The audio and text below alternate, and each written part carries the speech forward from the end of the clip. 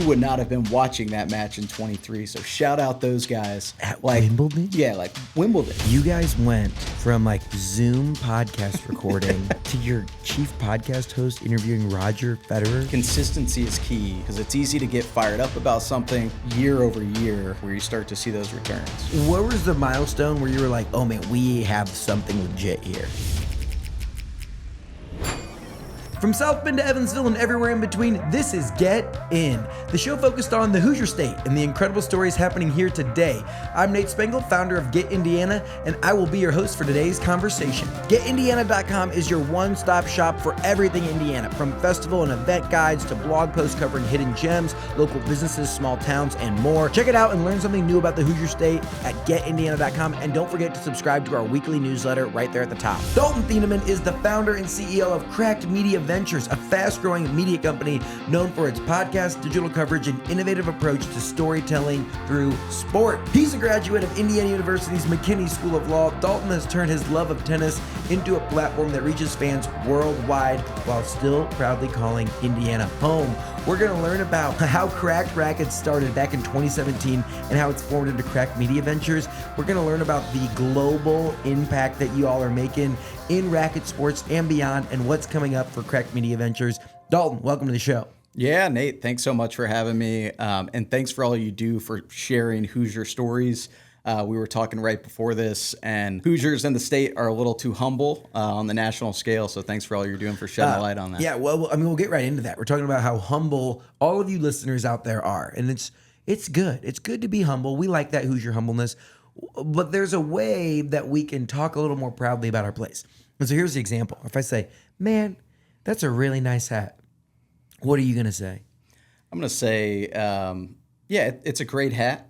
But it also has the state of Indiana on it as well. And you're probably going to say like, and I got it on sale at Goodwill for $2.09. Like anytime you compliment a Hoosier, that's a nice shirt. Thanks. I got it for the biggest discount, because it almost feels wrong that we have nice things. Sure. You know what I'm saying? Like it almost feels a little like foreign, like versus if you go to the coast and they're like, thanks, I spent 10 bands on the watch, right? Like, my iced out chain was like 6 racks. Yeah. So it's always interesting that Hoosiers are like the opposite. They're like, I want you to know that I have nice things, but I paid no money for them. Yeah, and it's part of the flyover country kind of nature that we've grown up around, but also like to your point, it's a thank you but situation instead of just thank you so much. The hat's sweet. I love this hat. I'm really proud of this hat. It's a great hat. I love this thing, man. Like you should get one. Yeah, you should. Yeah, we'll get you. I love the Pickler. make me go buy it though, right? Got to go support our crew up at the Pickler. Yeah, shout out Drew Brees. Yeah. Come on now. Exactly. Well, man, let's talk about this. So we got to shout out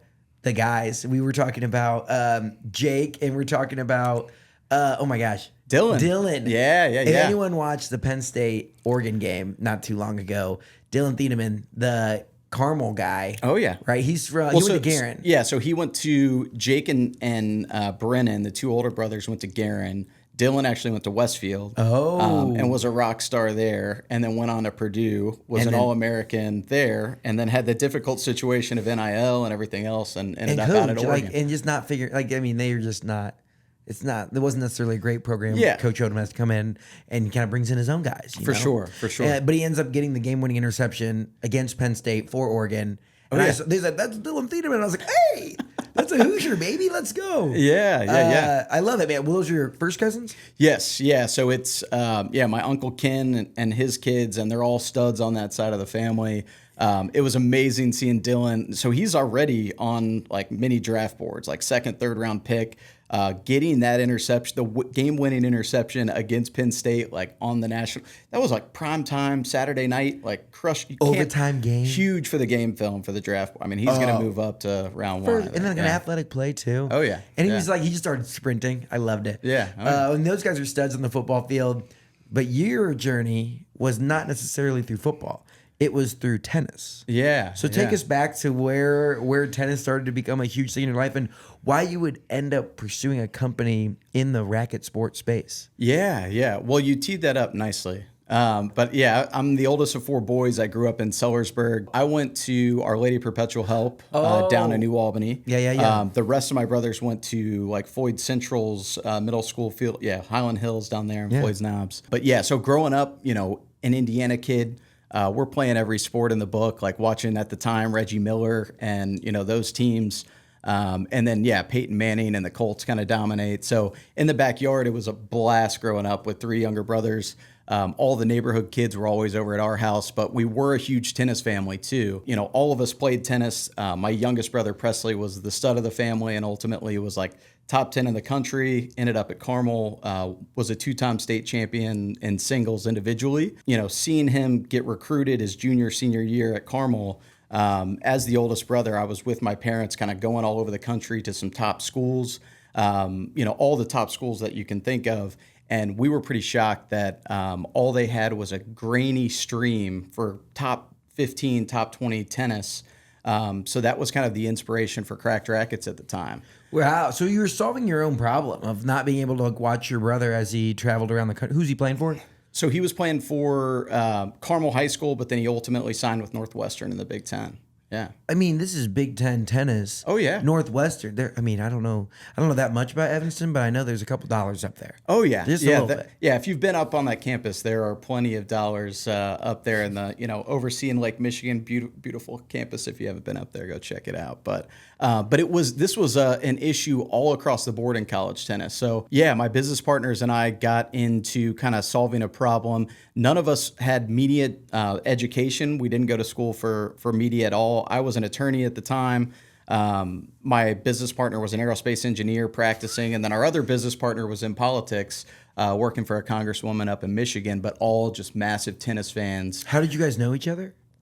So Daniel Westoff, the aerospace engineer, we played high school tennis together, and then went on to college at St. Louis University for undergrad.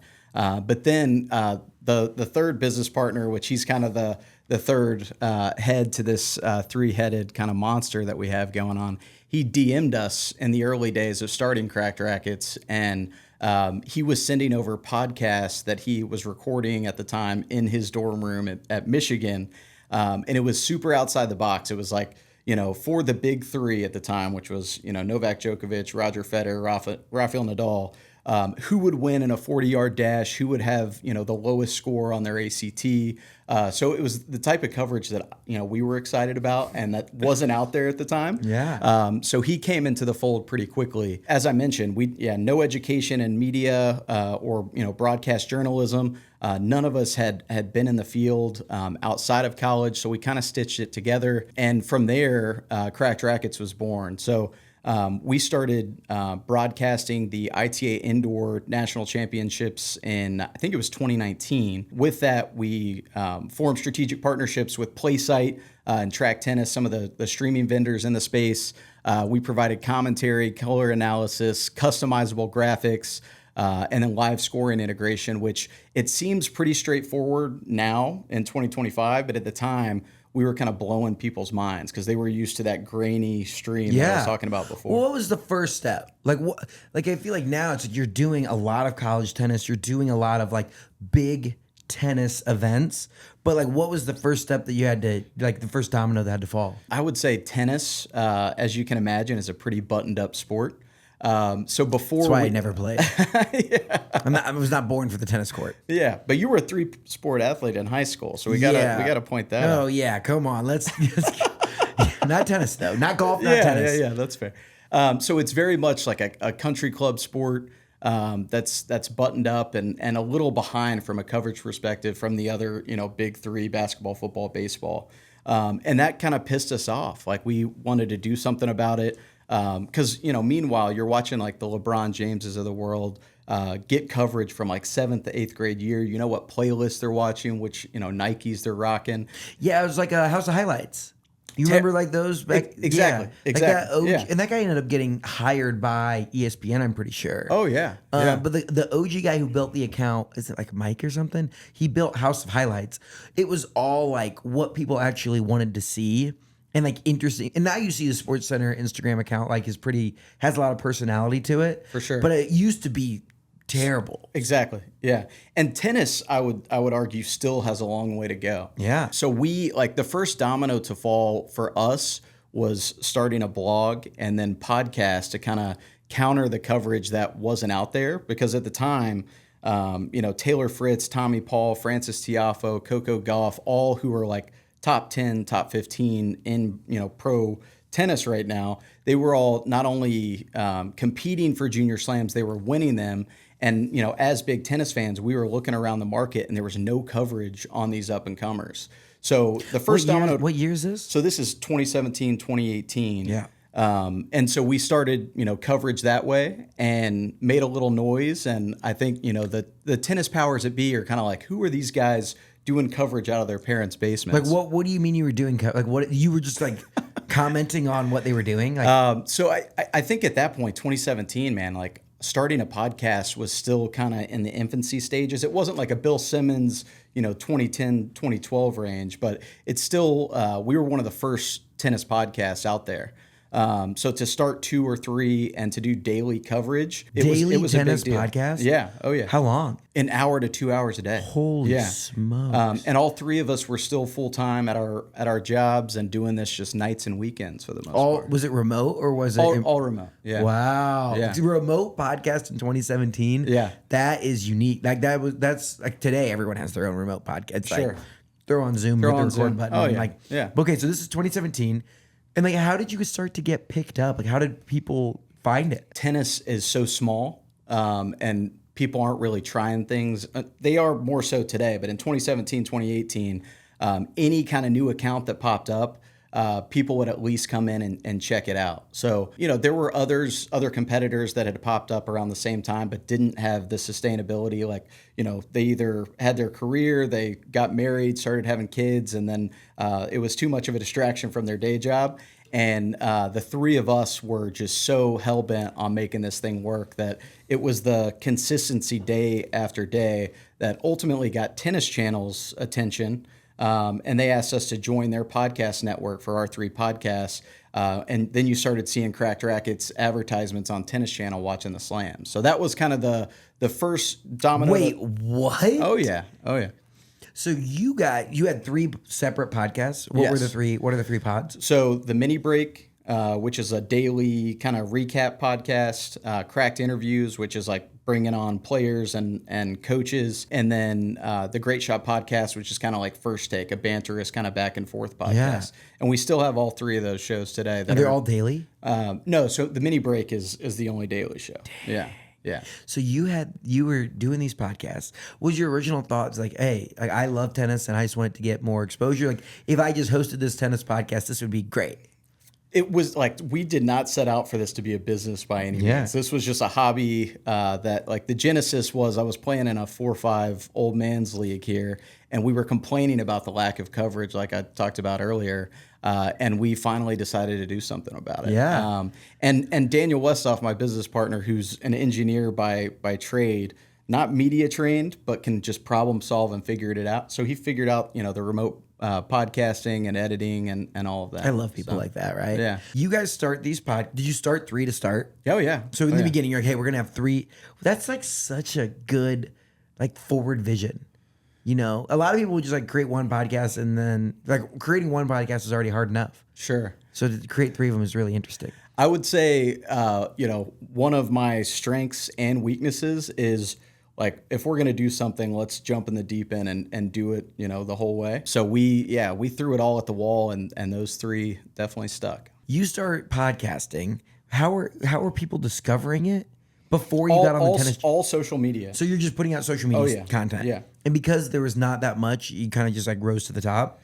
Like, how quickly did you start to pick up listeners and followers? Yeah, it wasn't an overnight. I think like that's the biggest thing that people think happened overnight. Like this wasn't like a couple weeks or months. It took 18 to 24 months before we amassed a following. Oh yeah, and to put it in perspective, like on Instagram now, Cracked Racquets has 104,000 followers. Sure, like that's not nothing. Yeah. And you got featured. So the Tennis Channel ends up seeing your content and bringing you in their network, and so you're watching the tennis channel and it's like an advertisement to listen to your podcast. And that was one of the things that like I negotiated into the contract. I was like, we're not going to give you, free content here, because that's kind of how they were looking at it. They had no podcast at the time. And us starting 3 podcasts inspired them to start their own. So that even the tennis channel, who is, the dominant tennis, media player here in the States, didn't have a podcast at the time.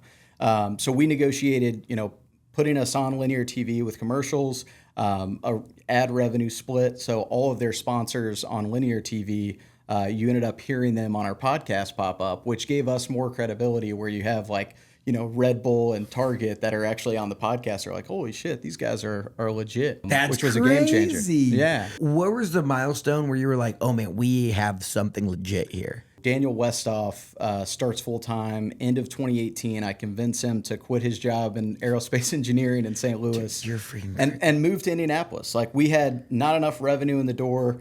He took a gamble and moved in the end of 2018. But the real time where we felt it was the broadcasting. That's pretty crazy. You convinced an aerospace engineer to quit their job that I'm sure was very lucrative. Sure. To go all in on cracked rackets. This is a guy that I had known for 20 years. We were best friends in high school, played tennis together. I'd say, him sitting in his cubicle at work, even though it sounds great, he actually was designing private jets, by the way. So it wasn't just an aerospace engineer. He was like in what most would see as a really cool job. Yeah. He was kind of in solitary confinement, like sitting at his desk doing this design work. And with us, this kind of started filling up his cup from a problem-solving perspective. So I love that. We were building shit. Yeah. Okay. Yeah. And so, how quickly did you realize that being a media brand, putting out content, is a really good business? Hey, Exhibit A. Like, we have a lot of fun putting out content. Sure. You can make good money. You can do all this stuff. How quickly did you realize that, hey, there might be a little bit deeper of a problem to solve here? I think it's when we went to the ITA Indoor National Championships up in Chicago in 2018. And so, we're about a year and a half into starting the business. The podcasts are starting to gain traction, but we go to one of the biggest, college tennis events in the country. And we get there with our kind of janky podcast equipment. We're excited to see, fans, other sponsors, other media potentially there. And we get there and there's 20 to 30 people there in the audience, and it's mostly parents of the players. My dad, yeah, which was an aha moment for many reasons. You're expecting like a college game day set. 100%. Yeah. And it's like, a couple parents are like, who are these media boys? For sure. Because I come from a big tennis family, big tennis fan, but I'm a Indiana sports fan through and through. So like rowdy Pacers games and Colts games is how I grew up. So coming to this was pretty mind-blowing, to say the least, because I had been to dual matches for college tennis, which are a crazy atmosphere. It's not your buttoned up Wimbledon match that you're probably thinking. So I was expecting a pretty crazy crowd. We get there, there's just parents in the crowd, no other media. We're the only media on site. They're covering the matches just with streams, no commentary. And my dad, who is a developer down in Southern Indiana, who I still go to for a lot of developer real estate or developer computers. Oh yeah, that's a good clarification. Yeah, real estate. Okay. Yeah. On the residential you side. You think like media? You think that's so it's like okay. Sure. Yeah. Okay. Yeah. Got you. Yeah. Okay. So I still go to him for a lot of guidance, on the business side. And I remember him saying, we're on the way home from Chicago. I'm like, how can there be this few people? Like, how we're the only media in the space? And he's like, you are either going to go bankrupt in 6 months, or you just struck gold here. And I did at the time. I think I sped past that. That was a throwaway comment, but he couldn't have been more on it at that point. I mean, absolutely.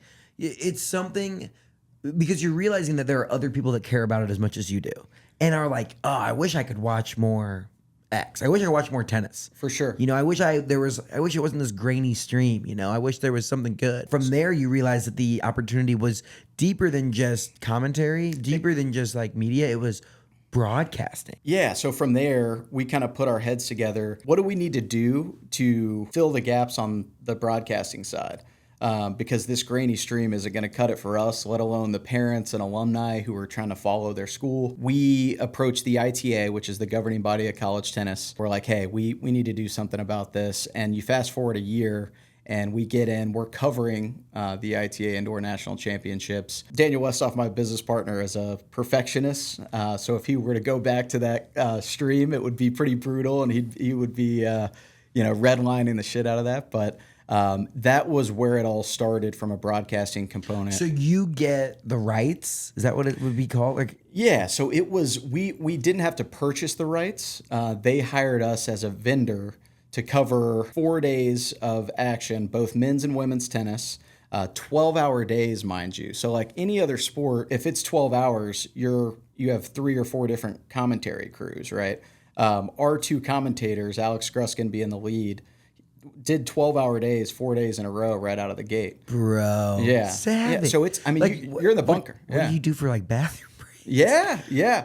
Well, so yeah, you have like a 5-minute break whenever the matches wrap up. And it's like going, hitting the head, and then also like grabbing a protein nachos, bar or whatever. Yeah, literally. Yeah. So they did 4 12-hour days, and that was the start of broadcasting for you guys. It was, yeah. So literally with, it was, 12-hour days, like I mentioned. With that kind of portfolio of content, we reached out to the Big Ten at the time, because the Indoor National Championships are actually at the beginning of the season. It's the kind of kickoff event. That doesn't make any sense. No, not at all. So it culminates with the NCAA Outdoor Championships. So in tennis, there are different surfaces. You've got grass, hard court, clay, etc. Indoor and outdoor are pretty different. So from there, we sell to the Big Ten and end up doing all the Big Ten conference play that year. And then now, we do ACC, SEC, Big Ten, Big 12, and then NCAA D1, D2, and D3 championships. With commentators on all that. Yes, yeah. Dude, that's pretty sick. And I'd say what kind of distinguishes us from traditional media is we have an NFL Red Zone product called Cross Court Cast. So for Big Ten, SEC, ACC coverage, we're covering up to 32 sites simultaneously, like NFL Red Zone, where if you're in a tiebreaker, it's a third set, the match is 3-all coming down to the end. We can pop over there and then, come into Lexington, go down to Gainesville, and pop around the country. Oh, yeah. So but are there, if I just want to watch my son can I just go into his stream? So you still have that option. Yeah. But will it have a commentator the whole time or no? Every kind of match is different. We have featured match coverage where we'll cover like the first singles or 1-dubs or whatever. Yeah. But most of the coverage is that NFL Red Zone. Yeah. product. I mean, it's pretty cool. Yeah. This is for not necessarily the just single supporter of like, oh, I'm so-and-so's son or so-and-so's dad. Sure. It's more like, oh, I just want to watch what's going on in tennis. Yeah. Dude, this would be a really good product for wrestling. You think the biggest tournaments, there's the state tournament in IHSAA. Robert Falcons, this is for you. IHSAA a commissioner. Or one of the commissioner over wrestling. Sure. There's 4 matches rolling at the same time. And it's hard to stay if I want to pop into different pieces and see who's coming up. Yeah. Or in particular, there's one tournament called the Ironman, the Walsh Jesuit Ironman. It's over in Ohio. Okay. And it has, I believe, 16 mats. And I'm trying to spend my time on Flow. Sure. Hunting down all the Indiana kids. Yeah. Because I'm like, oh, I want to pop into there. And it's like, dude, but then also the number 1 kid in the nation wrestles and I want to pop into that. Yeah. And so having that Red Zone product to find what you want to watch and pop into them all is incredible. For tennis where there's for a normal team there would be 1-dubs, 1-dubs, 2-dubs, and then singles by 3. So and that's why college tennis is unique. There are 3 doubles to start, so you're going after a doubles point. So whoever wins 2 of those 3 matches gets a point. And then you roll right into singles, which is 6 singles. So I mentioned there's 6 solo people. Oh yeah. So you've got that's 6, way bigger than I thought high school was 5. Feeds. Yeah. So it is different than high school. Wow. Yeah. Oh yeah. So that's so much tennis being played. It is. Yeah. So not only can we cover up to 32 sites, but you've got up to 6 simultaneous feeds going on in one single dual match. Yeah. The 6 box. Yeah. What yeah. is it, Scott Hansen, as he talks like that? We're going to the octo box. Okay, so things were rolling for you guys. Yeah. Well, on the wrestling side, like I'm down. Let's do it. Yeah. Oh, dude, I would love Robert, whoever the commissioner, like hit us up. Let's do it. Mr. Falcons, let's make this happen for the IHSA state finals. That would be electric. Yeah. Friday night. Okay, so this is a true statement. I've seen a lot of sports in the state of Indiana. Friday night of the wrestling state finals is crazy, but the state championship wrestling match, like the Saturday, it's 14 weight classes, so 28 kids square off for 14 state championships. It is the most electric sporting event in the state of Indiana, bar like hands down. Well, then we have to be involved. Oh yeah, dude, it's crazy cool. So is Flo providing commentators on every? It's actually, I think it's on the IHSA Champions Network for that. Okay. So that'd be easy. Like, relatively like getting plugged into that. Sure. Let's make it happen, dude. Yeah, let's do it. So talk to me though. So things start growing. The broadcasting side, you're still doing the podcast as well? So we have, I think it's 8 total podcasts now. We are starting new podcasts in different verticals every day. But those 3 podcasts from the beginning are still around. Our top 15 in the world in tennis on Apple charts and have won a ton of awards. Way. So it's been pretty cool as a flagship brand to still have those in the mix. But yeah, we have other. We have a pickleball podcast. We have a law enforcement podcast. We have a reality TV podcast. A law enforcement podcast? Oh yeah. What does this have anything to do with? And actually, so the host of this podcast is actually the former police chief of Lafayette Police Department. This is within Cracked Media Ventures? And that's why to your point, we had to rebrand from Cracked Rackets to Cracked Media Ventures. But like, why start the law enforcement one? Yeah. So I represent the police on the legal and political side. So there was a huge void in that area. Chief Flannelly from Lafayette is huge into health and wellness and pushing the law enforcement profession forward. And so we started a podcast called The Coptimizer. Yeah. The Coptimizer? Oh, yeah. Dude, that's wild. Okay, so you have 3 tennis podcasts. Yeah. A law enforcement podcast. Mm-hmm. What were the ones? Reality TV. Yeah. So Cracked Reality TV. It's a Big Brother and Survivor podcast. Do people just come up and they're like, hey, will you help me start a podcast? Yeah. I mean, that's certainly part of it. Yeah. Wow. Yeah. And do people listen to those? Yeah, the Coptimizer podcast actually has a pretty good follow. I think there's like 10,000 followers on the newsletter. And then we've got, a couple thousand listeners on that one as well. Because it's hard. It's hard to grow a podcast. For sure. It takes forever. These days, the market is so saturated. Everybody's got a podcast. And no one listens to any of them. No, yeah. It's all about the clips on social. Oh, yeah. So how did you, what advice would you have for people on growing podcasts? When we started 2017, 2018 looks a lot different today. Because to your point, there's everyone has a podcast. Any area that you want to listen to, there's 100 different podcasts. But having a good social media clipper is the biggest part of growing the podcast. Yeah. Oh my gosh, dude. Yeah. Yeah. You need 3 or 4 viral moments per podcast, and bro, Coptimizer. Patrick Flannelly. There we go. What a guy. Indiana represent. Yeah. That's hilarious. I love it. That's awesome. It's all about getting very viral clips. For sure. And instill that. I think that people think it's just like, oh yeah, now you get one clip to do a couple 100,000 and it's like everyone listens to your podcast. It's like, no way. Good luck. Yeah. Well, and we started because, it was a pretty natural transition for us into racket sports. So we're covering pickleball on the broadcasting side as well, both collegiate and professional. And we started a podcast called Crack Paddles. So there's a reoccurring theme with the Cracked branding there, obviously. Yeah. In May, and I think we've done 10 million views on social for that podcast specifically because tennis players and the tennis community hate pickleball players. So it's been pretty easy to kind of, clash them against each other. Yeah. But it doesn't convert to listeners, to your point. It's definitely a grind. Oh, dude. Wow. So you've grown those media properties. You've grown the broadcasting side. Sure. And then that brought you to this summer. You guys did this, I would say future casting of hey, what do we want to be when we grow up? For sure. So do we want to be just a tennis live stream commentary platform and media brand, or is there bigger fish to fry? Yeah. And it turns out there were bigger fish to fry. Yeah. So talk to me about what the platform, like everything that you guys are putting out there, and how you switched from Cracked Racquets into Cracked Media Ventures. I'm 34 years old and I have no idea. So, Amen, dude. yeah, I'm a yes man. Anything that's interested or like people that are fun and doing cool stuff, I want to be involved with. And that's why we've kind of been all across the board. This has kind of been, sitting around for a couple of years where we started covering pickleball and volleyball the last 2 years. With the Cracked Racquets branding, it didn't make much sense from a coverage perspective on, social accounts, even emails, like reaching out. So we started covering IU Indy Volleyball, their women's team last year. And so that's when we really... Shout out Luke Bazzo. Yeah, Basso's the one that got us the plug there. So shout out What a twice. guy. Yeah. So with that, we started kind of mulling around different names. Ended up on Cracked Media Ventures.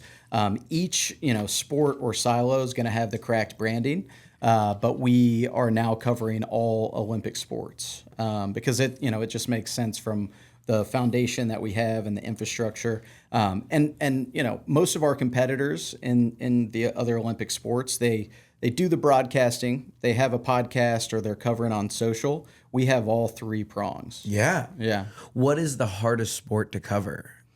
College tennis, believe it or not. Out of all of them? Which is what we started, yeah. Because we touched on it earlier, the 3 doubles courts, the 6 singles courts, and then the number of matches that are going on across the country.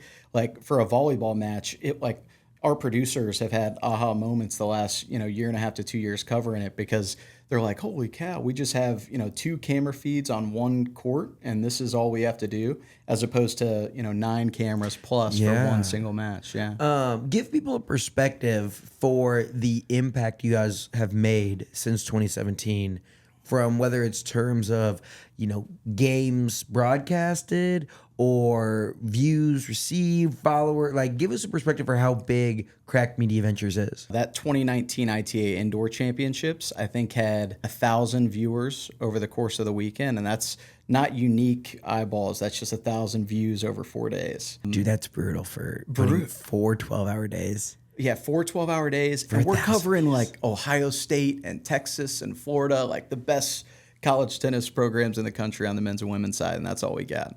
But we kept pushing.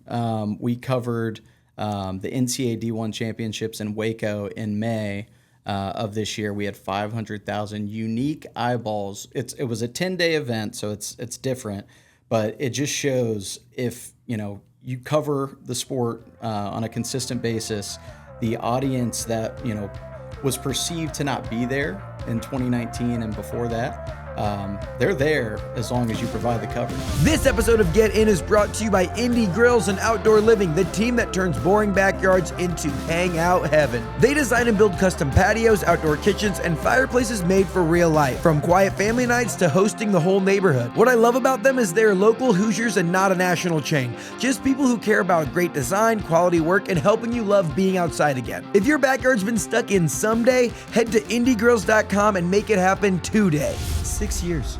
Like, that's 6 years of grind. Yeah. Like, I think people think, oh, I'm going to, and like, you'll get one. Like, you'll get a clip to pop for 1 million views. Like, yeah, for sure. That will not equate to 1 million podcast listeners. Yeah. It takes time and consistency and building trust. Like, I don't know. People think about, like, how many episodes Joe Rogan has. He's, like, pushing 3,000 episodes. Yeah. It's like, we're right around, like, 200 episodes. Which is really good in 2 years, by the way. Yeah, I mean, we're cranking. Yeah. We are cranking so much content, and we are not a tenth of Joe Rogan. Yeah. That's nuts. But it's consistency is key. Yeah. In anything you do, because it's easy to get fired up about something, be excited about whatever you're doing, but it's year over year where you start to see those returns. Yes. Yeah. Absolutely. And it's like, and just keep growing. Like, and just keep innovating on your content. Like, I'm sure segments that you had in your podcasts in 2017 have evolved and probably shifted a little bit in 2025. The biggest reason is I'm not hosting anymore, because I used to like host or co-host all of our podcasts. Yeah. And I told you early on, my business partner, Alex Gruskin, DM'd us from his dorm room at Michigan. And thankfully, I was actually at McKinney Law School here in Indianapolis. I think it was like a wills, trust, and estates class. And he DMs me and he's like, hey, do you have time for a call? And at the halfway point of the lecture, I leave. I'm thinking this is going to be a 5-minute call. It was an hour and a half of a pitch that he had been working on for weeks to convince me to not only like bring him into the fold as a journalist, a content creator, whatever, but to hand him the keys to the podcast. Because he's like, with all due respect, I know exactly what vision you have here. I'm all for it. Tennis needs this, but you are terrible at hosting this podcast. And most people in my position would be like, come on, man. Like, what are you talking about? I was like, maybe he's onto something here. Wow. Yeah. And now he is like, I told you about Waco in 25 and Stillwater in 24, which is where NCAAs were back then. He had a fan come up and give him a custom bobblehead of Alex Gruskin. It had the Cracked Racquets shirt. It like had all the things of his podcast studio. So he's like kind of a cult figure within the college tennis and tennis community. But it's funny enough, full circle moment. He just went out to Laver Cup, I think it was 2 weekends ago, out in San Francisco, and interviewed Roger Federer, which is like another big milestone that we've unlocked here recently. Dude, yeah, you guys went from like Zoom podcast recording, like part-time for fun, to your chief podcast host interviewing Roger Federer. Oh yeah.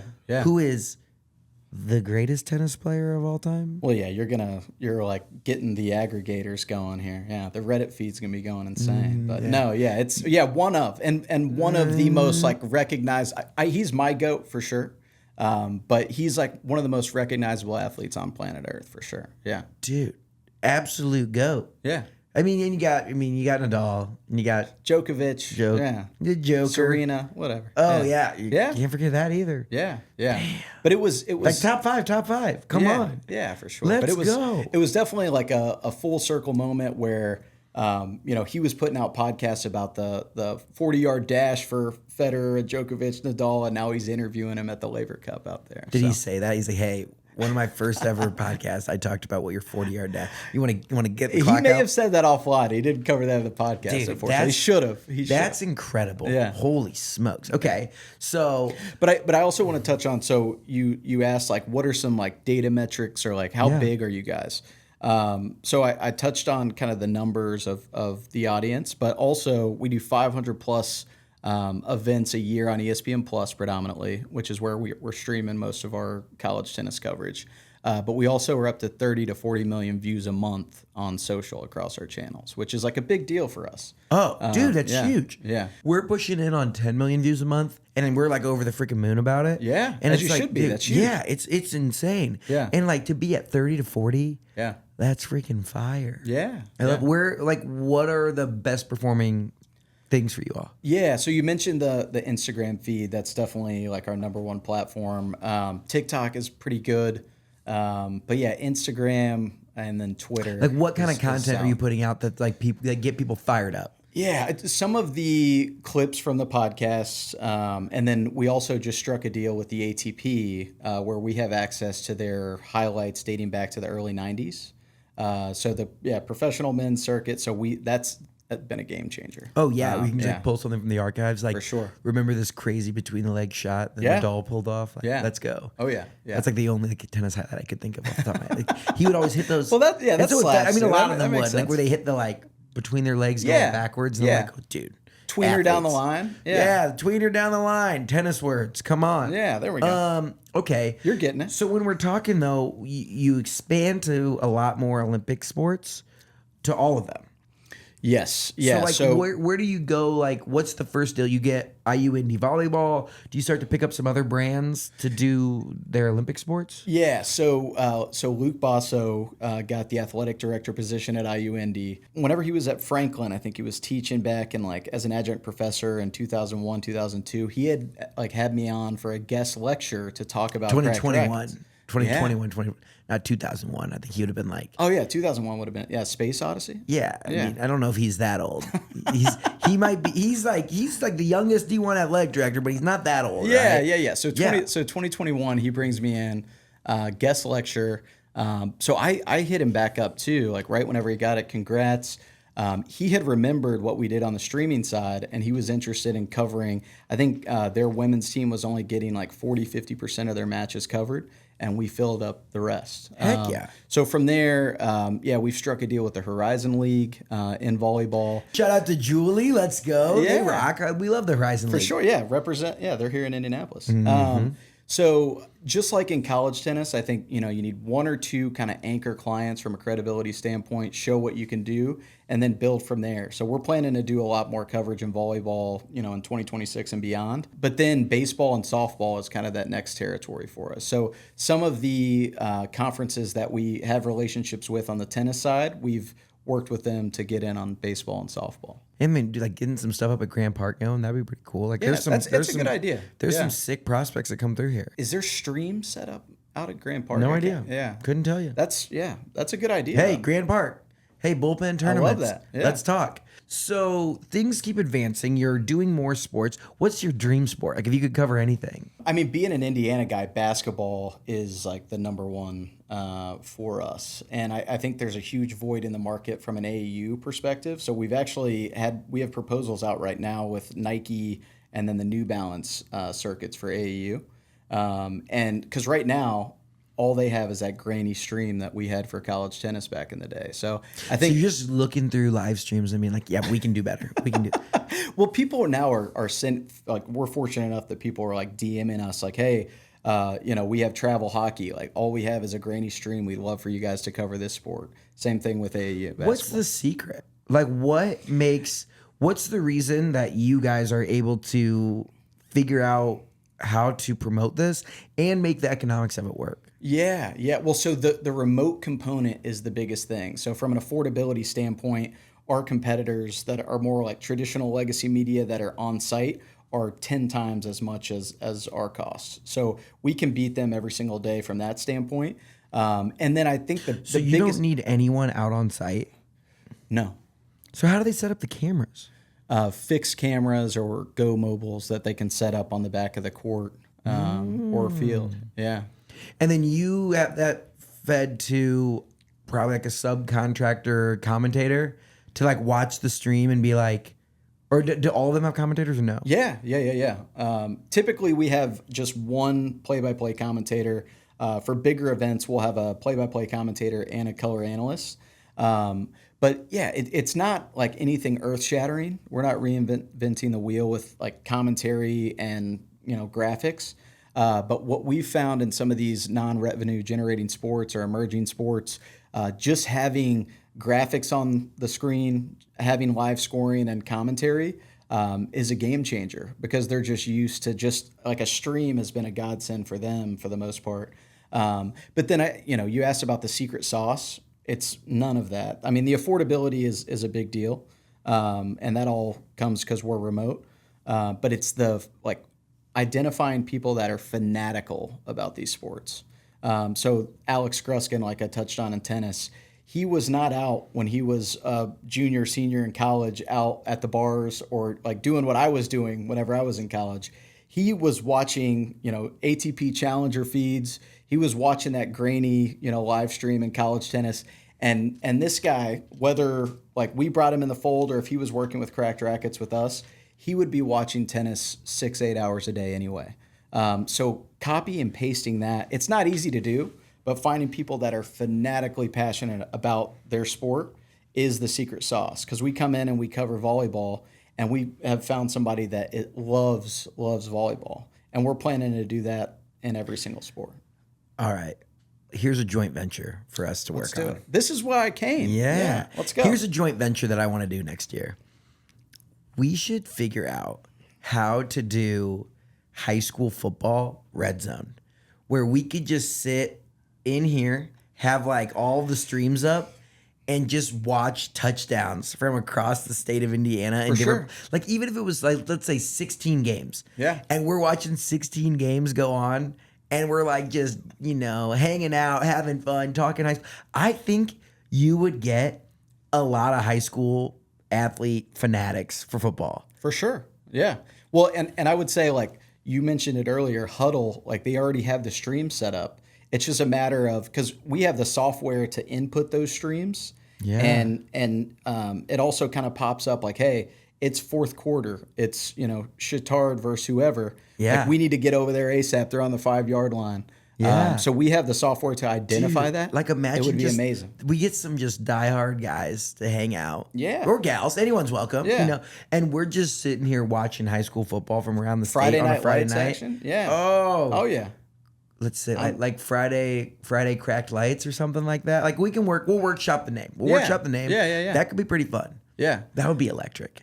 Because there are some times where I'm like, I want to like tune in and I want to know what's going on at different places across the state. It's like, let's check in on how, dude, like Knox. I've been talking about this kid. Miles McLaughlin is the nation's leading rusher. Yeah. Last Friday night, I couldn't figure out how to watch it. Couldn't see it. Sure. Dude, he rushed for 437 yards and 7 touchdowns. Yeah. This guy, it's like NCAA football back in the dude, day. it's video Just game, like, and everyone's like, they're 1A football, blah blah. And I'm like, I don't care what level of like. Put any high school football player out. Like no one's been doing this before. Yeah. Like, no one's rushed for this many yards. It's crazy. Well, it kind of reminds me, like, did you see the Derrick Henry highlights back in the day? Like when he was in high school and he's like 6'3", like, robo. Just a man. Yeah, doing his thing. Just Same a man. Thing. 400 yards, 7 touchdowns. Yeah. No joke. Well, okay, so that's my vision cast of what I want to do in the future. Say no more. Where Let's are do it. you guys Lock it doing? in. Like, where is Crack Media Ventures going? Yeah, we have 3 full-time employees and 30-plus contractors right now, most of which are here in Indiana. With the new NIL house settlement world and collegiate athletics, I think it's going to force a lot of the universities to start acting like businesses. And it's going to be all about the bottom line. So we want to like dominate kind of the lower level of D1 athletics and then get into D2, D3. And then as we talked about right before we got on here, high school sports. So this, Friday Night Lights, Red Zone sounds amazing. We got to make it happen. Yes, Yeah. absolutely.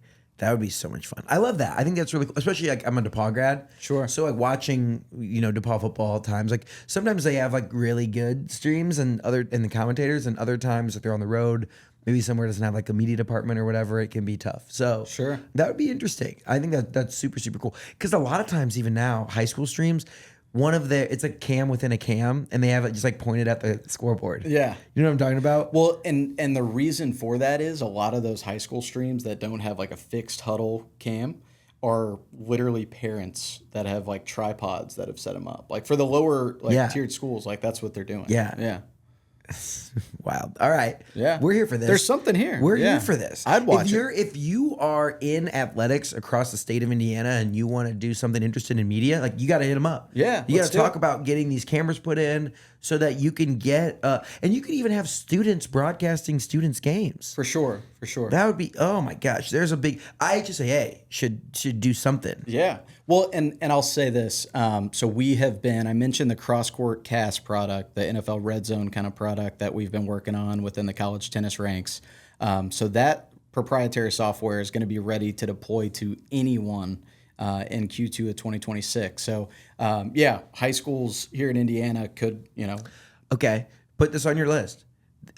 We host a really big wrestling tournament, the Al Smith in Mishawaka, and I believe they run 8 or 12 mats. Okay. And that's one where the best wrestler, it's like the state tournament before the state tournament. Yeah. The best wrestlers across the state come to the Al Smith, and I've always wanted, but it's so hard to track down and follow all the guys you want to watch. And Sure. having something that picked up the big matches with some fanatical wrestling people, like, oh my gosh, that would be awesome. it would be amazing. Yeah. Yeah. And if there's And there's already the cameras, like, because Flo does a lot, like with those little cameras on there. are they Mevo cameras? Do you know? I don't know. I'm It, not do- sure. it does, as long as there is a stream already in place, we can kind of enhance it with the customizable graphics and the live scoring and everything Yeah, else. I So, love yeah. it, man. Yeah. Okay, let's talk through some of the peak moments. Is there a specific moment that you remember that you guys were broadcasting that just sticks with you to today? The biggest was actually this summer at Wimbledon.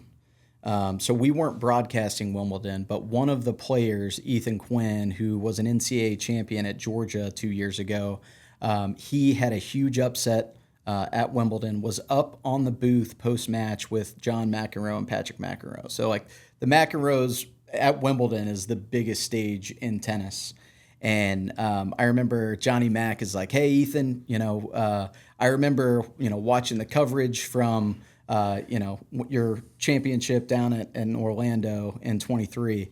And Ethan, in that moment, didn't have to think of us, but shouts out Cracked Racquets. And he's like, without Cracked Racquets and Alex Gruskin, my business partner who runs the commentary, he's like, you would not have been watching that match in 23. So shout out those guys.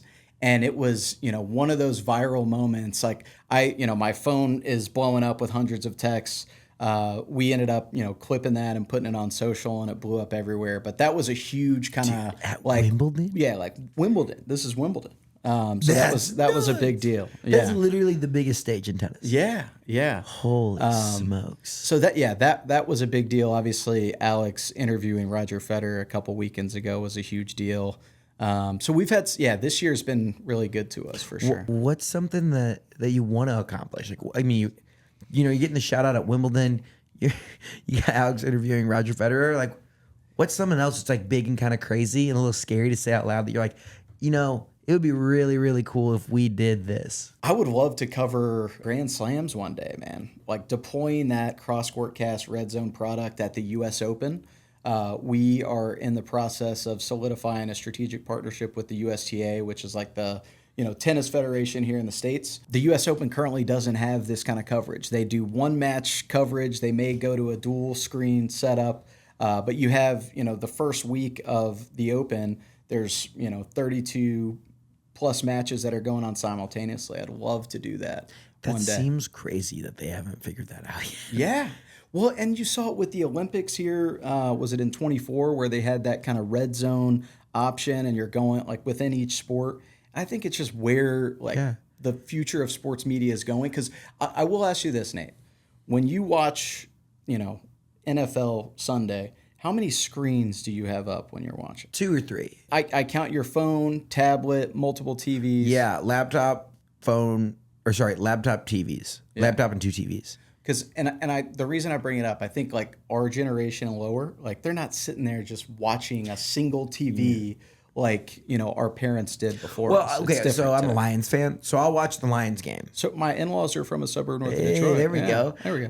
So I'll watch their game and their game only. But then if it's anything else, I have like multiple. I want to see all the touchdowns. I want to see all the things going on. Which makes sense. I'd say because I'm a big Colts fan, big Pacers fan. Like I have that up, but I'm checking Twitter the whole time. I'm like getting a secondary, what's this commentator saying? I'm on ESPN probably too. I'm scrolling social, seeing what I'm missing. You're not like locked in for 3.5 hours watching anything, I would imagine.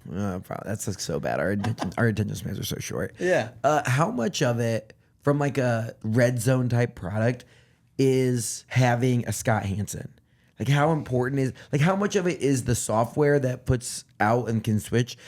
And how much of it is the human capital of having a person who can, be a good commentator over all those things? Yeah, it's a great. I've never gotten this question, but I would say, and you see it with Red Zone with Scott Hansen right now. Like I think it's probably 25% the software because it's a big deal. But it's the human capital and that he's so built for this, and it's just Alex Gruskin for our cross court cast in college tennis is built to do this.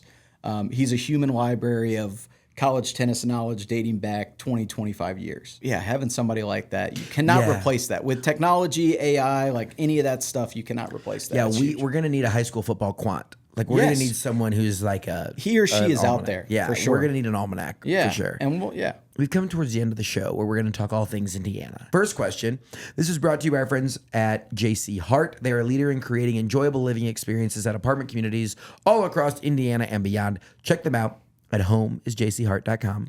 My question for you. Johnny Hart's a good buddy of mine too. Really? He's a hell of a golfer up in Chatham. Yeah, represent. You're really big in country club sports, I see. Do you also play? What's the? You also play bocce ball? Are you? Bocce ball. Do you also? I don't. What's the horse? What's the horse one? So you also play polo? Polo? Yeah.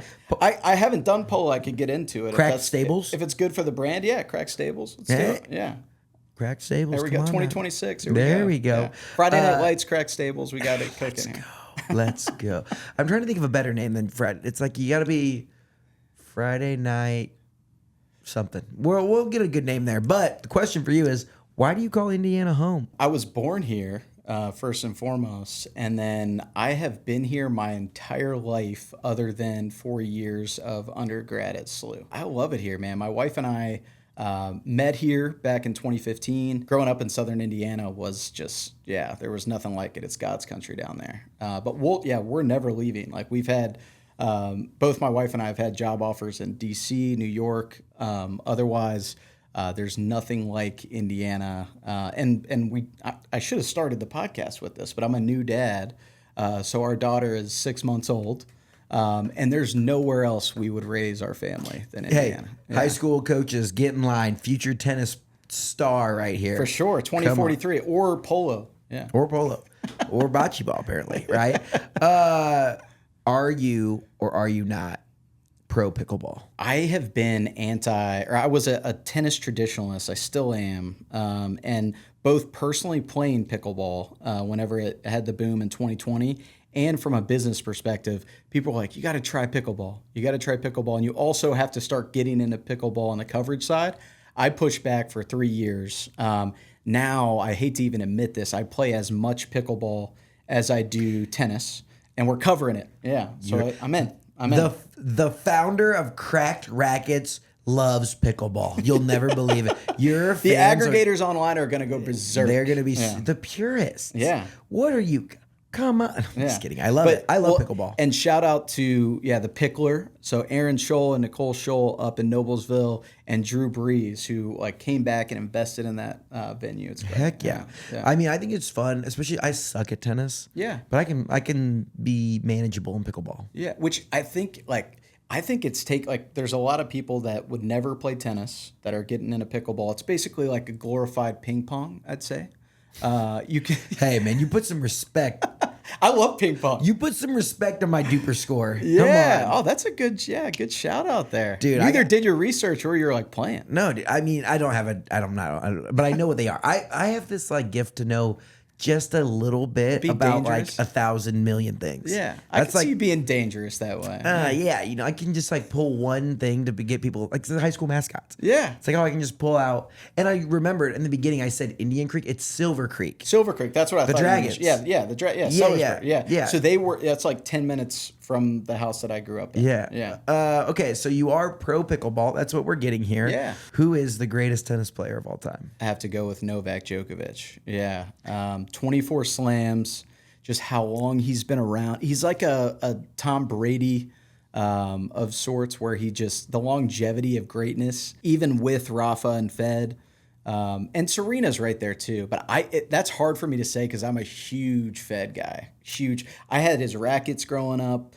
Loved him. But yeah. You heard it here first. That's a polarizing statement too, by the way. You're dipping in the controversy left and right. The founder of Cracked Racquets likes pickleball and thinks that Novak Djokovic is the GOAT.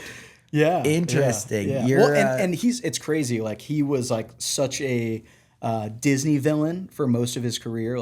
Everybody hated him. He leaned into that with the crowds booing him. He would lean into that in his post-match interviews.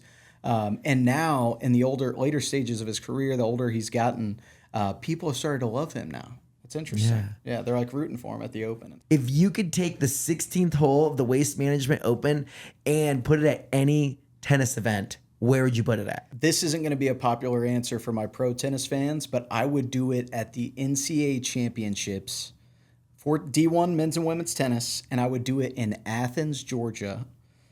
Because they have the greatest college tennis setup, and they have the space to do it. Georgia has the donors and the money to put this in. It would be crazy on site at Athens. Wow. Yeah. In Athens, you have the 16th hole of the Wasted Management Open. Yeah. That would be electric. So I would say a close second would be Indian Wells on the pro side, because it's out in Palm Springs, California, where Coachella is. It's already kind of a party vibe out there. Hey. So that would be 1A, 1B, if you will. Those are good. I was hoping for the Wimbledon championship. We're just out there. It would be impossible, dude. Wimbledon Village, they're not making it happen. They're not. Yeah. They're not pumped up about that. Who's like the greatest high school tennis team in Indiana? Yeah, so for a long time, there was a rivalry between North Central and Carmel. On the boys' side? On the boys' side. I would say the same for the girls. Castle is pretty solid. There are others, but it's predominantly both, but yeah, guys and girls been Carmel, North Central. But as of late, it's been like Carmel's dominated the rivalry. I feel like North Central had a good run in tennis there for a while. Yeah, I'd say like when we were in high school there for like 10, 15 years, they had like a lot of D1, D3 tennis players that came through there. Who's the greatest tennis player from the state of Indiana? Todd Whitskin was like top 50. Unbelievable. But I also have to give a shout out to Rajiv Ram, who went to Carmel. They just named the court after him there and did the whole dedication ceremony. He's a multiple-time Grand Slam champion, but he also has won Olympic gold. What? How old? I think he's 42, 43, still touring. Hey, yeah, Tom Brady of sorts. Yeah, I said Novak was. He's still out there. There we go. Yeah. I love it, man. All right, we've come down to our final 3 questions of the day. This is where we learn more about, I don't know, what you love about Indiana. So, first question, as you've been around helping broadcast tennis everywhere, there's tons of things you've picked up about, the world, tennis, all these fun things. But what's something that the world needs to know about Indiana? There's no better place to raise a family. And also the people here are, the best people in the country. I've been all over the world, both like as a fan of tennis and fan of sports, traveling, whatever, and all over the country. And I keep coming back here every time. It's like, I'm so glad to be back in Indiana. Back home again. Yeah. Cost of living. We can talk about affordability, no traffic, safe. I just love it here. There's nothing like it. Heck yeah. All right. This is your chance to shine some light on a part of Indiana that more people need to know about. What is a hidden gem in Indiana? Fair Oaks Farms. Fair Oaks Farms for spring break, baby. Let's go. As a family vacation, the milkshakes, the food there is unbelievable. They've got a lot of activities for kids in the back. Yeah. What do you like about it? Mostly the milkshakes, if I was being honest. The Fair Oaks Farms milkshakes. Yeah. Let's go. All right. That may be a crazy answer. I would say, like, on the national scale, like, everyone has to experience the 500.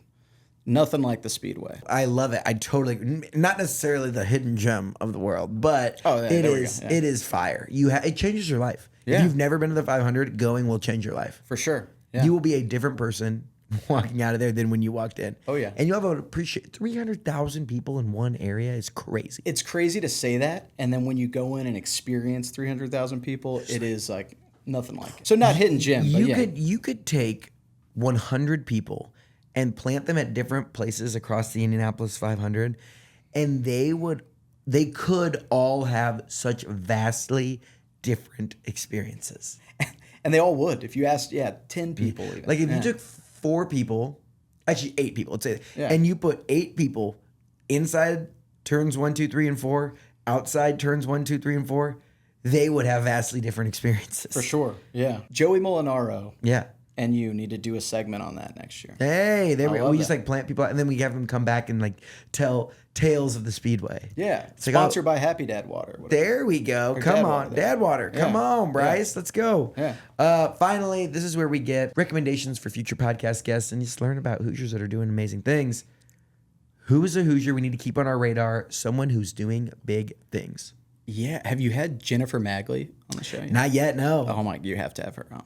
She has some energy. Yeah, energy. She's got the chops. She's on this Pat McAfee Stooge quest, Dude, if you haven't seen. And she is relentless about it, which I love. Every day for like 250 or 280, maybe 300 days. And I love somebody that's like willing to shoot their shot publicly and consistent about it. And she's bringing. I think she's going to end up on the McAfee show. In some Dude, has anyone from their show acknowledged? Oh yeah, she had she was down with them. I think it was during the Pacers playoff run. She was down there with them. I don't know the full extent of the exchange, but it was like about like potentially coming on the show. So wow. There you go. If Pat or any of his boys like watch the show, he's an avid listener. He definitely is. He has gotten in on Get In. Come on, let's go. Dalton, man, it's a pleasure to have you on. It's crazy. You guys went from 1,000 total visitors over 4 days to 500,000 unique visitors broadcasting the sport that you love, tennis. That's incredible, man. You've done some amazing things. You've stayed persistent since 2017, building this Cracked Media Ventures brand. I'm so excited to follow along, and I can't wait till I'm like watching one of these Olympic sports and I accidentally just pop in and I'm like, oh man, this is a cracked stream. That's crazy. And it might be the Friday Night Lights concept that we pitched. We will see you all. We'll see you all. And we'll have the name fall. Figured out. It's gonna happen. Yeah, it's gonna be electric, and we're gonna be getting. We'll get our boy, my boy Dom in here, and we'll just be watching football, talking, and it's like if we do it here, hanging out, ordering some food in. It'll be really, really fun. Say less. I'm here for that, dude. Yeah. Hey, keep up the great work, and we'll talk to you soon. Yeah, thanks so much for having me, Nate. Appreciate it. This show is made possible by our friends up at Sweetwater. Whether you're looking to start a podcast or take your content to the next level, click the link in the description to see all my gear recommendations at Sweetwater. If you want a behind-the-scenes look at everything we're doing across the state, make sure you follow me on Instagram and TikTok at Nate Spangle. Thank you so much for listening and being a part of what makes the Hoosier State great. We'll see you next time here on Get In.